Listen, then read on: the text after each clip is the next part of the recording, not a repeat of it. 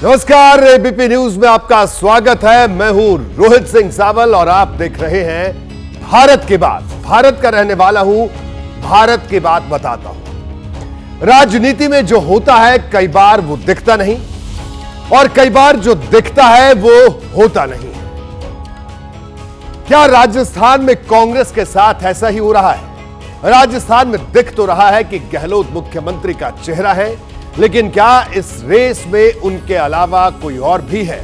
अगर हां तो वो कौन है? अगर गहलोत ही एकमात्र चेहरा है तो किसी और के होने का आभास क्यों हो रहा है? यह बड़ा सवाल है। राजस्थान कांग्रेस को लेकर आज मेरे पास एक बहुत बड़ी खबर है। यह खबर इतनी बड़ी है कि सुनकर मैं भी हैरत में पड़ गया। इसलिए मैंने वहां के नेताओं से बात की, रिपोर्टर्स को कॉल कर ग्राउंड रियलिटी समझने की कोशिश की, अपने स्तर पर कंफर्म किया। अब मैं खबर आपको बताऊंगा, लेकिन उससे पहले कुछ खास सवाल हैं जिनको जान लेना बेहद जरूरी है। सवाल: क्या सीएम अशोक गहलोत और सचिन पायलट के बीच मतभेद वाकई खत्म हो चुका है? यह बड़ा सवाल है। सवाल नंबर 2: जीतने पर पहले जैसी बगावत क्या नहीं होगी? अगर कांग्रेस जीतती है तो पहले जैसी बगावत नहीं होगी। सवाल नंबर 3: क्या किसी बड़े नेता की एंट्री से राजस्थान कांग्रेस एक पेज पर दिखने लगेगी, यानी सारे मतभेद क्या दूर हो जाएंगे? सबसे पहले बात सवाल नंबर 1 की, और हमारा पहला सवाल यही कि क्या गहलोत और पायलट के बीच ऑल इज वेल है? अब दो बड़े डेवलपमेंट देखिए, दोनों बेहद जरूरी है। कल अजमेर में गहलोत और सचिन पायलट का रोड शो होना था। खबर है कि सचिन पायलट कल इसमें शामिल नहीं होंगे। वो कल मध्य प्रदेश में चुनाव प्रचार करेंगे। हालांकि जब हमारी उनसे बात हुई तो उन्होंने रोड शो की बात से इनकार कर दिया। इस बीच सोनिया गांधी और केसी वेणुगोपाल भी जयपुर पहुंच चुके हैं। कहा गया कि दिल्ली में हवा खराब है, कहीं ऐसा तो नहीं कि सियासी हवा राजस्थान की खराब हो रही है। डेवलपमेंट जयपुर में भी बड़ी तेजी से हो रहा है। वहां कांग्रेस के पोस्टर धड़ाधड़ बदले जा रहे हैं। पुराने पोस्टर हटाकर नए पोस्टर लगाए जा रहे हैं। क्या है नए पोस्टर? जो राजस्थान में सड़कों के किनारे और चौराहों पर 2-1 दिन से दिखाई भी दे रहे हैं। कांग्रेस के गृहलक्ष्मी गारंटी वाले वायदे के होर्डिंग अब अशोक गहलोत तो है ही, सचिन पायलट भी है। ये वही सचिन पायलट है जो पहले गहलोत की तस्वीर वाले पोस्टर से नदारद रहते थे, लेकिन अब गहलोत के साथ इन्हें भी होर्डिंग में जगह मिल गई है, जो अपने आप में कई बातें कहती है। कांग्रेस के इस पोस्टर परिवर्तन के पीछे का किस्सा बड़ा दिलचस्प है। राजस्थान में कांग्रेस ने कैंपेन का जिम्मा डिजाइन बॉक्स नाम की कंपनी को दिया है। 3-4 महीने से पार्टी का प्रचार यही कंपनी देख रही है। पहले जो पोस्टर बने उन पर सिर्फ गहलोत थे। इनसाइड इंफॉर्मेशन यह है कि इस पर राजस्थान के कांग्रेस अध्यक्ष गोविंद सिंह डोटासरा नाराज हो गए। पोस्टर पर जगह देकर पहले उनकी नाराजगी दूर की गई, लेकिन भ्रष्टाचार के आरोप लगे तो उनकी फोटो हटा दी गई। लेकिन सचिन पायलट का नंबर नहीं आया। यह बात दिल्ली तक पहुंच गई, तब जाकर पायलट को गहलोत वाली होर्डिंग में जगह मिल पाई है। गहलोत और सचिन पायलट के रिश्ते के उतार चढ़ाव जग जाहिर है। खुद दोनों ने भी कभी कुछ नहीं छिपाया, लेकिन अब चुनाव सर पर है और कांग्रेस समझ गई है कि वो सचिन पायलट को इग्नोर करने का जोखिम नहीं उठा सकती। इसकी 2 वजह हैं जो जानना जरूरी है। पहली वजह, कांग्रेस इसके जरिए राजस्थान में खुद को एकजुट दिखाना चाहती है। दूसरी वजह, गहलोत और सचिन पायलट को एक पोस्टर पर दिखाकर कांग्रेस गुर्जर समाज और युवाओं को जोड़ना चाहती है। इसके पीछे है पूर्वी राजस्थान का कास्ट इक्वेशन, जो सचिन पायलट के फेवर में जाता दिखाई देता है। यह गुर्जर बाहुल्य इलाका है जिस पर सचिन पायलट की अच्छी पकड़ है। कांग्रेस पार्टी से नजरअंदाज नहीं कर सकती है। राजस्थान में गुर्जर समाज के 7 से 9% वोटर हैं। ये राज्य की 200 में से 40 विधानसभा सीटों पर चुनाव नतीजों को प्रभावित कर सकते हैं। यही वजह है कि सचिन पायलट को इग्नोर करना नामुमकिन है। वैसे भी 2018 में राजस्थान में कांग्रेस को मिली जीत का सेहरा तब के प्रदेश अध्यक्ष रहे सचिन पायलट के सिर ही बंधा था, लेकिन पार्टी आलाकमान ने कुर्सी गहलोत को दे दी। ये बात पायलट को नागवार गुजरी और जुलाई 2020 में उनकी नाराजगी बगावत बनकर सामने आ गई। लेकिन पायलट का पलड़ा भारी पड़ा। सचिन पायलट को प्रदेश अध्यक्ष और डिप्टी सीएम दोनों कुर्सियां छोड़नी पड़ी। बाद में हाईकमान के दखल से सुलह तो हो गई, लेकिन गहलोत और पायलट के रिश्ते में गांठ पड़ गई, जो अब भी रह रहकर दिखाई देती है। 2018 में के चुनाव में सचिन पायलट का ही चमत्कार था कि राजस्थान की जितनी गुज्जर सीटें थी वहां भारतीय जनता पार्टी का खाता नहीं खुला। लेकिन उसके बाद जो अशोक गहलोत और पायलट जी के बीच में मतभेद उभरे, फिर वो मतभेद सड़क तक पहुंचे, सड़क से होटल तक गए, वो मतभेद अभी तक पटाक्षेप होते नहीं दिख रहे। इसका असर वैसे तो 2020 के बाद से ही दिख रहा था, लेकिन राजस्थान में चुनावी माहौल गर्म होने के बाद से ही दोनों का अंदाज और अंदाजे बयां बदला सा है। मैं मुख्यमंत्री पद छोड़ना चाहता हूं, पर ये पद मुझे नहीं छोड़ रहा है। ये छोड़ना चाहता हूं, आज ही कह रहा हूं, छोड़ना चाहता हूं, पर ये पद मुझे नहीं छोड़ रहा है और शायद छोड़ेगा भी नहीं। हम लोगों को पद व्यक्तिगत महत्वाकांक्षाओं को पूरा करने के लिए नहीं चाहिए, हमें पद चाहिए पार्टी के लिए, पद चाहिए सरकार कायम कर लोगों की सेवा करने के लिए। कौन किस पद पर बैठेगा इसका निर्णय जीतने के बाद विधायक करेंगे और पार्टी की लीडरशिप तय करेगी। कांग्रेस साला कमान की पूरी कोशिश का नतीजा क्या रहा, इसका अंदाजा इन्हीं बयानों से लगाया जा सकता है।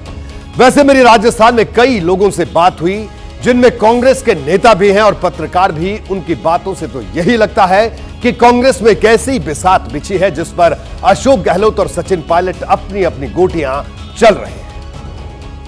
वो दोनों लोग, सचिन पायलट और अशोक गहलोत, रेल की पटरियों की तरह से साथ साथ तो चलते रहे, लेकिन कभी एक साथ नहीं आए। वो पैरेलल चलते रहे और इसलिए वहाँ पर दो लीडरशिप, पैरेलल लीडरशिप कांग्रेस चलाती रही, जिसका नुकसान हुआ। बाद में सचिन पायलट ने एक क्रॉसिंग पर आकर अपना रास्ता अलग लाने की भी कोशिश की, उसका नुकसान भी हुआ। और अभी तक ये हो गया कि 5 साल में 2018 से 2023 में वो मतभेद मनभेद में बदल गए।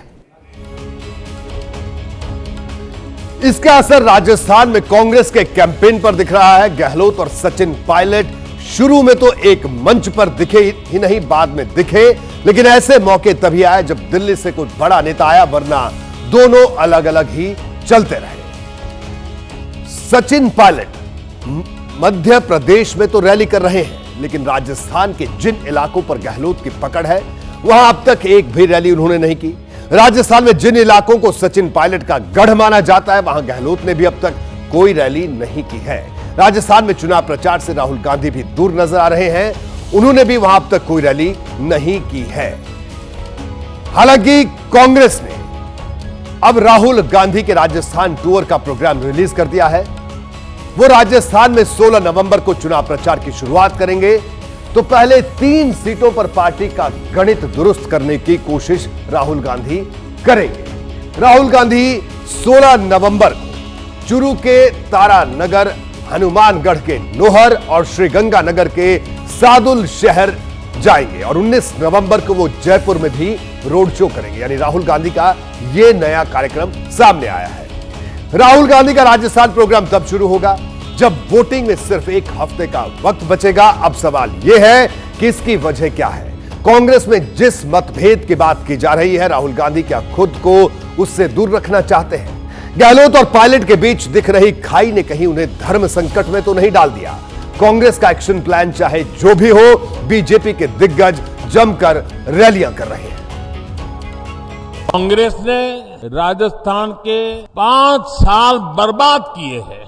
5 साल तक राजस्थान की सरकार इसी में उलझी रही कि कुर्सी पर कौन बैठेगा। कांग्रेस सरकार 5 साल से जनता को धोखा ही दे रही है। तो राजस्थान में कांग्रेस की चुनावी गाड़ी जिस तरह से आगे बढ़ रही है, वो आपके सामने है।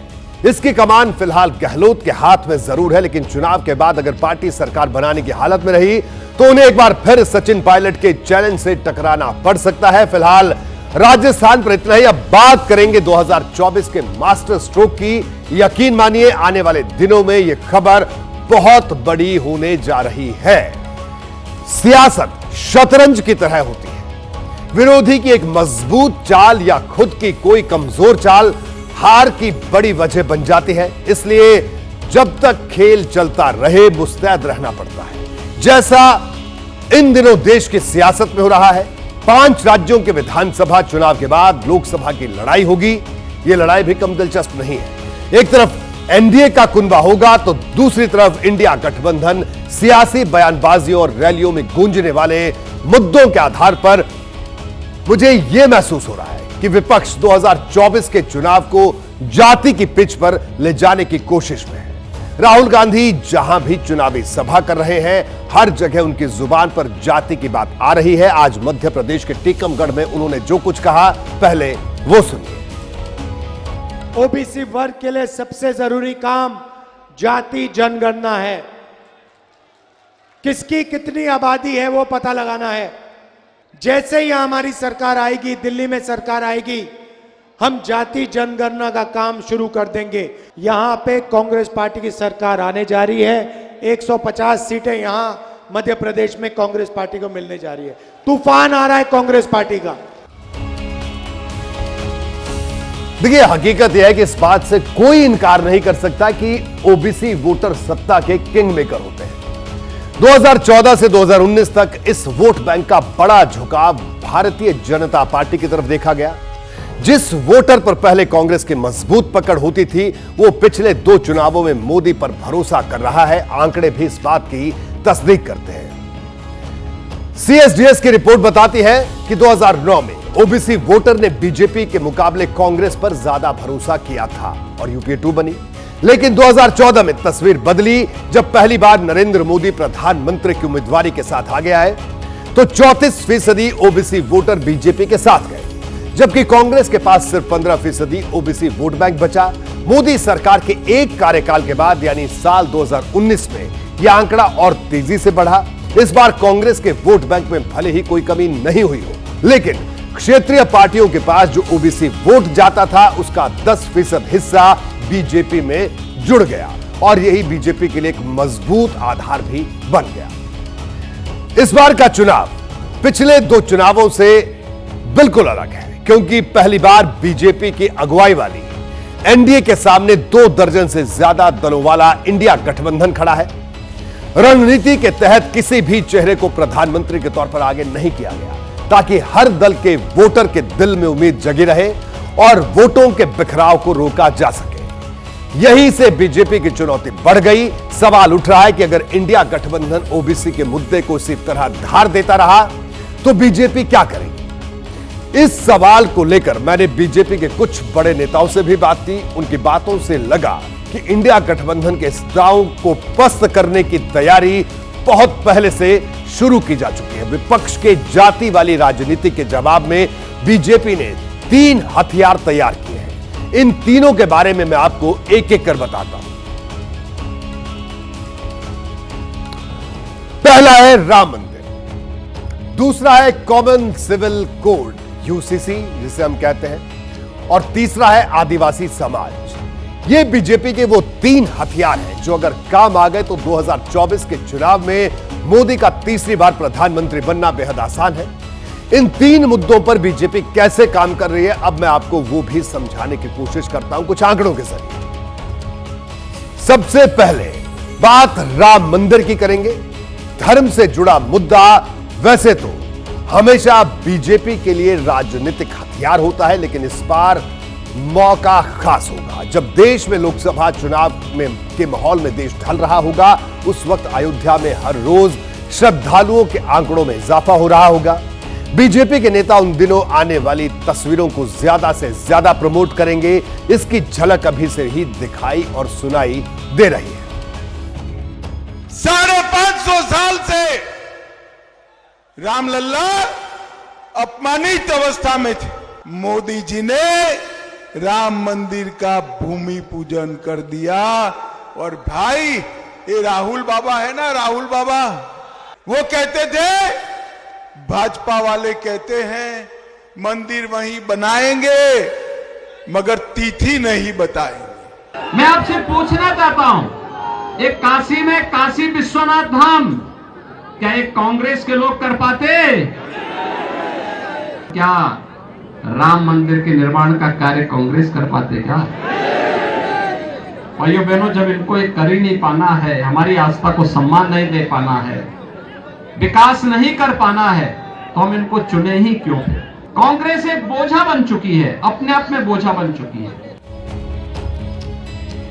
तो ये तो बात हुई राम मंदिर की। राम मंदिर के बाद बीजेपी का दूसरा हथियार है कॉमन सिविल कोड, यानी समान नागरिक संहिता। बीजेपी के लिए यह एजेंडा पुराना नहीं है, पिछले तमाम घोषणा पत्रों में इसका जिक्र होता रहा, लेकिन अब वक्त बदल रहा है। जैसा राम मंदिर में रामलला के प्राण प्रतिष्ठा की तारीख आ चुकी है, उसी तरह यूनिफॉर्म सिविल कोड का टेम्पलेट भी तैयार हो चुका है। बहुत जल्द उत्तराखंड में विधानसभा का विशेष सत्र बुलाया जाएगा। ड्राफ्ट कमेटी की रिपोर्ट पटल पर रखी जा सकती है और हो सकता है जल्द से कॉमन सिविल कोड को उत्तराखंड में लागू भी कर दिया जाए। हमने पहले से ही कहा है कि जैसे ही हमको यूसीसी कमेटी का ड्राफ्ट मिल जाएगा और उनका ड्राफ्ट अंतिम चरण में है, वैसे ही हम उसमें बिना देर किए जल्दी से जल्दी जो है कोशिश करेंगे कि आगे की सारी कार्रवाई संपन्न हो। यूसीसी का मसौदा देश के सामने रखिए, हिंदू मुसलमान के नाम पर गुमराह मत कीजिए भारतीय जनता पार्टी वालों, पाप लगेगा। हम यूसीसी पर चर्चा करने के लिए पहले मसौदा तो आए तभी चर्चा होगी। देखिए, यूनिफॉर्म सिविल कोड को असली जामा भले अभी उत्तराखंड में पहनाया जा रहा है, लेकिन 2024 लोकसभा चुनाव आते आते इसका दायरा बढ़ सकता है। यूपी समेत दूसरे बीजेपी शासित राज्य भी इस रास्ते पर आगे बढ़ सकते हैं और इस बात से भी इनकार नहीं किया जा सकता कि केंद्र सरकार इस मोर्चे पर कोई बड़ा फैसला ले ले और यही फैसला 2024 के लिए गेम चेंजर हो सकता है। बीजेपी ने बहुत ही सोच समझ करके बहुत ही सटीक टाइमिंग के साथ में कॉमन सिविल कोड का दांव चल दिया है। हमारे पास इस बात की पक्की जानकारी है कि 2024 की बीजेपी की जो चुनावी रणनीति है उसमें ये दांव मील का पत्थर साबित होने जा रहा है और साथ ही जो विपक्ष का जाति जनगणना का अस्त्र है उसके सामने बीजेपी इस दांव का ब्रह्मास्त्र की तरह से इस्तेमाल करने जा रही है। तो कॉमन सिविल कोड को चुनावी ब्रह्मास्त्र क्यों कहा जा रहा है? उसकी कई वजह है। उत्तराखंड की धामी सरकार यूसीसी के जिस मसौदे पर मुहर लगाने वाली है उसमें हर जाति धर्म को एक सांचे में ढाला जाएगा। विवाह से लेकर तलाक तक और गोद लेने से लेकर जमीन जायदाद तक एक ही नियम लागू होंगे, यानी हिंदू हो या मुस्लिम, ईसाई हो या पारसी, हर धर्म के लिए कानून होगा। उत्तराखंड सरकार यूनिफॉर्म सिविल कोड के जिस मसौदे को आगे बढ़ा रही है उसकी 10 एक्सक्लूसिव जानकारी मैं आपको दे देता हूं।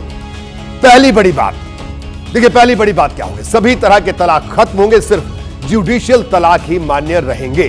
पति पत्नी दोनों को तलाक का समान अधिकार मिलेगा। दूसरी बड़ी बात, तलाक के एहसन और तलाक के हसन दोनों पर रोक लगेगी। तीसरी बड़ी बात, लिव इन रिलेशनशिप अगर कोई डिक्लेयर नहीं करता है तो उसे सजा मिलेगी। लिव इन रिलेशनशिप की जानकारी मां बाप तक भी पहुंचाई जाएगी। चौथी बड़ी बात, बहुविवाह, हलाला और इद्दत पर रोक लगेगी। पांचवी बड़ी बात, लड़कियों की शादी की उम्र बढ़ेगी। छठी बड़ी बात, शादी का रजिस्ट्रेशन जरूरी होगा और बिना रजिस्ट्रेशन सरकारी सुविधाएं नहीं मिलेगी। इसके लिए ग्रामीण स्तर पर भी शादी के रजिस्ट्रेशन की सुविधा उपलब्ध होगी। सातवीं बड़ी बात, उत्तराधिकार में लड़कियों को लड़कों के बराबर का हक भी मिलेगा। आठवीं बड़ी बात, नौकरीशुदा बेटे की मौत पर मुआवजे में मां बाप को भी हिस्सा मिलेगा। और नौवीं बड़ी बात, पत्नी के पुनर्विवाह पर कंपनसेशन में मां बाप का भी हिस्सा होगा। 10वीं बड़ी बात, मुस्लिम महिलाओं को भी गोद लेने का अधिकार मिलेगा। इसके लिए गोद लेने की प्रक्रिया को आसान भी बनाया जाएगा। तो ये बड़ी बातें होंगी। यूनिफॉर्म सिविल कोड का जिक्र जब जब होता है सियासी उफान हर बार आता है। विपक्ष आरोप लगाता है कि बीजेपी इस मुद्दे के सहारे राजनीतिक लाभ लेने की कोशिश कर रही है। कांग्रेस के नेता कहते हैं कि गंभीर मुद्दों से ध्यान भटकाया जाता है और मुस्लिम धर्मगुरु कहते हैं कि उन्हें टारगेट किया जाता है।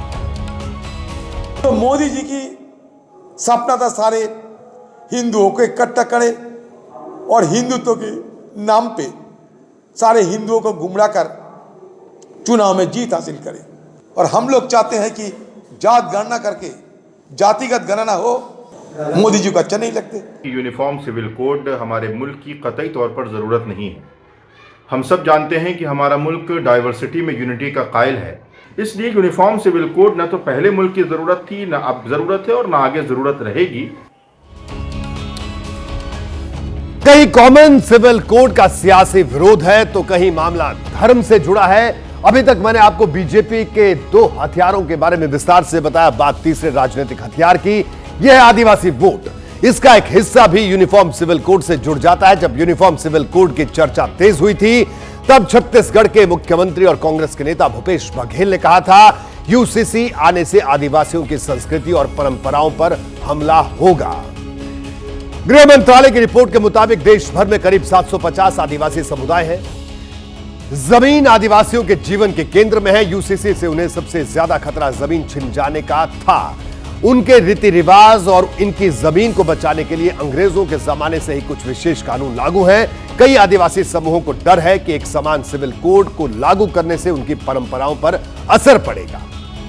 इस मुद्दे पर मेरी बीजेपी के कुछ बड़े नेताओं से जब बात हुई और इशारा मिला कि आदिवासी समाज को यूनिफॉर्म सिविल कोड के दायरे से बाहर रखने का रास्ता लगभग खोज लिया गया है। केंद्र सरकार की तरफ से कई बार ऐसा इशारा भी दे दिया गया और पीएम मोदी आदिवासी वोट बैंक की अहमियत को भी समझते हैं। ऐसे में वो इतना बड़ा रिस्क लेने के लिए तैयार नहीं है। इस पर बड़ा प्रश्न चिन्ह है। आज पीएम मध्य प्रदेश के बैतूल में थे। बैतूल में आदिवासियों की अच्छी खासी आबादी है। इस चुनावी सभा में उन्होंने आदिवासियों के हित की बात की। कांग्रेस ने दशकों तक आदिवासी समाज के वोट बटोरे। कांग्रेस जो वायदा करती है वो कभी पूरा नहीं करती है। कल जनजातीय गौरव दिवस पर आदिवासी समाज के विकास के लिए 24,000 करोड़ रुपए की एक बहुत महत्वपूर्ण योजना भी केंद्र सरकार शुरू करने जा रही है। पिछले कुछ समय से बीजेपी ने आदिवासी वोट पर मजबूत पकड़ बनाने की कोशिश की है। पिछले ही साल राष्ट्रपति चुनाव में द्रौपदी मुर्मू को प्रत्याशी बनाकर इस वोट बैंक में बड़ी सेंधमारी की और अब पीएम मोदी 15 नवंबर को झारखंड में बिरसा मुंडा के गांव जाकर बड़ा मास्टर स्ट्रोक चलने वाले हैं। बीजेपी जानती है कि अगर वो झारखंड, छत्तीसगढ़ और मध्य प्रदेश में विधानसभा चुनाव हारी थी तो उसकी बड़ी वजह आदिवासी वोटर थे। लेकिन अब बीजेपी इस मोर्चे पर कांग्रेस से एक कदम आगे बढ़ने की रणनीति पर सीधे तौर पर काम कर रही है। तो यह बात थी यूसीसी और बीजेपी के 3 हथियारों की। आगे बढ़ते हैं। मध्य प्रदेश में 17 नवंबर को वोटिंग है। चुनाव प्रचार आखिरी दौर में है। बीजेपी ने जीत के लिए ताकत झोंक दी है। गृह मंत्री अमित शाह ने जबलपुर में रोड शो किया। शाह ने जबलपुर शहर की पश्चिमी, उत्तर, मध्य और पूर्व की सीटों पर रोड शो किया। आपको बता दें कि तीनों सीटें बीजेपी 2018 के विधानसभा चुनाव में हार गई थी। बताया जा रहा है कि अमित शाह ने इन तीनों सीटों को जीतने के लिए खास रणनीति बनाई है, जिसके तहत चुनाव के अंतिम दौर में उन्होंने रोड शो भी किया, जिसकी तस्वीरें भी हम आपको दिखा रहे हैं। और अमित शाह के इस रोड शो में जिस तरह से जिन जिन इलाकों से इस रोड शो को गुजारा गया वो भी बड़ा गौर करने वाला था।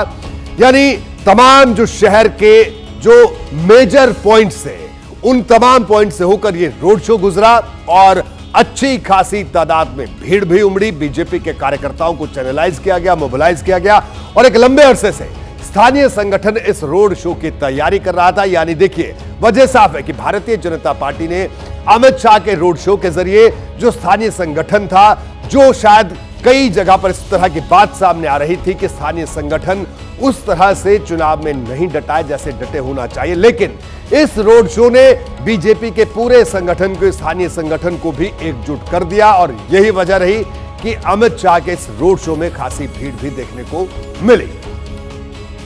तो बहरहाल ये तस्वीरें भी आप देख सकते हैं जो मैं आपको दिखा रहा हूं टेलीविजन स्क्रीन पर कि किस तरह से इस रोड शो में अच्छी खासी जो भारतीय जनता पार्टी के तमाम कार्यकर्ता थे वो भी जुटे और किस तरह से तस्वीर बदलने की कोशिश यहां पर की जा रही है। तो बहरहाल भारत की बात में अभी वक्त है एक ब्रेक का। ब्रेक के बाद आपको वो तस्वीर दिखाएंगे जो मध्य प्रदेश में बीजेपी के लिए गेम चेंजर बन सकती है।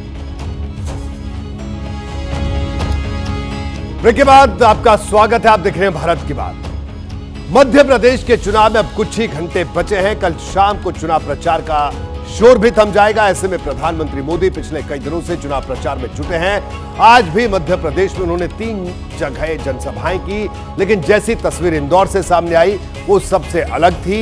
इंदौर में पीएम मोदी ने मेगा रोड शो किया। ये रोड शो करीब 2 किलोमीटर का था। रास्ते भर बीजेपी कार्यकर्ताओं ने पीएम मोदी का स्वागत किया। रोड शो के रास्ते को भगवा कॉरिडोर के रूप में सजाया गया था।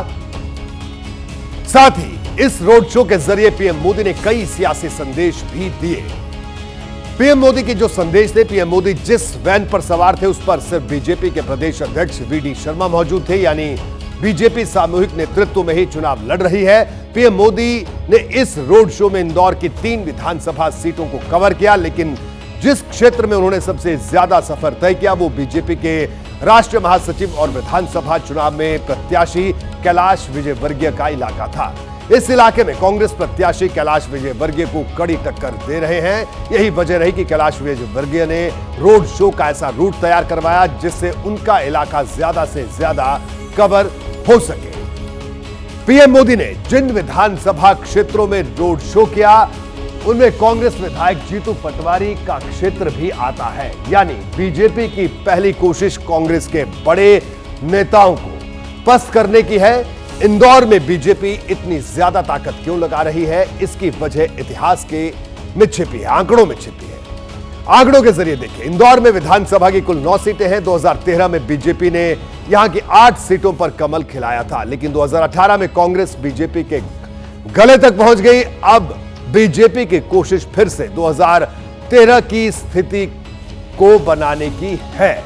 यही वजह रही कि इस तरह का रोड शो यहां पर खास तौर पर अरेंज किया गया। इंदौर का इलाका बीजेपी का गढ़ माना जाता है। लोकसभा चुनाव की बात करें तो पिछले 34 साल से यहां भगवा लहरा रहा है। ऐसे में विधानसभा चुनाव में कांग्रेस का बढ़ता ग्राफ बीजेपी के सामने नई चुनौती बन रहा है। यही वजह रही इस रोड शो के पीछे की।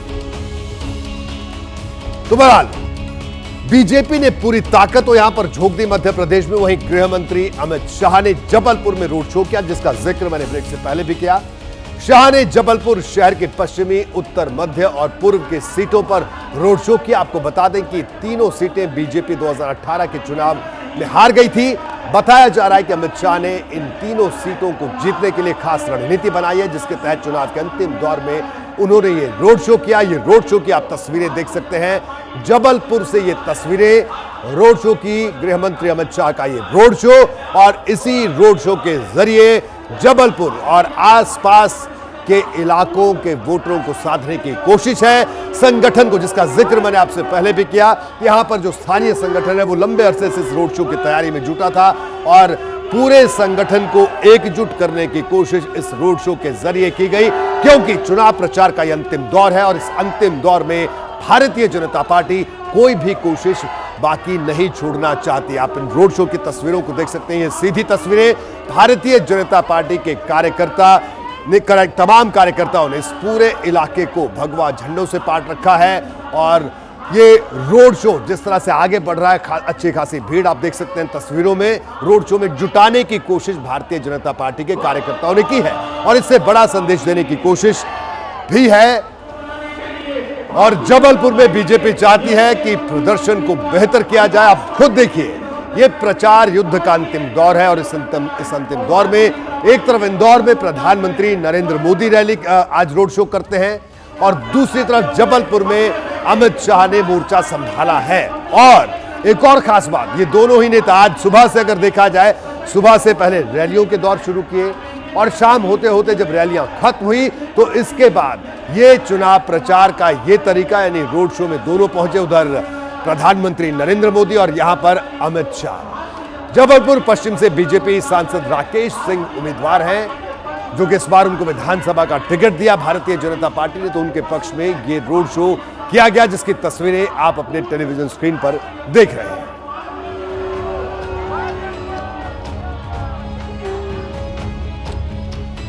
तो बहरहाल भारत की बात में भी वक्त एक छोटे से ब्रेक का। ब्रेक के बाद बात करेंगे वर्ल्ड कप की। कल पहले सेमीफाइनल में भारत का मुकाबला न्यूजीलैंड से होना है। 2019 में भी भारत के सामने न्यूजीलैंड थी, तब न्यूजीलैंड ने भारत को हरा दिया था, लेकिन इस बार वो कौन से 4 फॉर्मूले हैं जो वानखेड़े में टीम रोहित के लिए जीत का रास्ता खोल रहे हैं, दिखाएंगे आपको। जैसे ही घड़ी का काटा दोपहर 2:30 पे आए, बबीता जी का दिल सास बहू साजिश के लिए मचल जाए। और ये है इनकी बहू, पूरे दिन ऑफिस की टेंशन हो जाए गॉन जब ये करें अपना फेवरेट शो फ्री टाइम पे ऑन।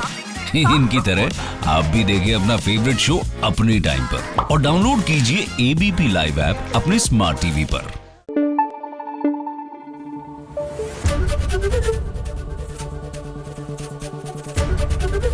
एबीपी न्यूज आपको रखे आगे।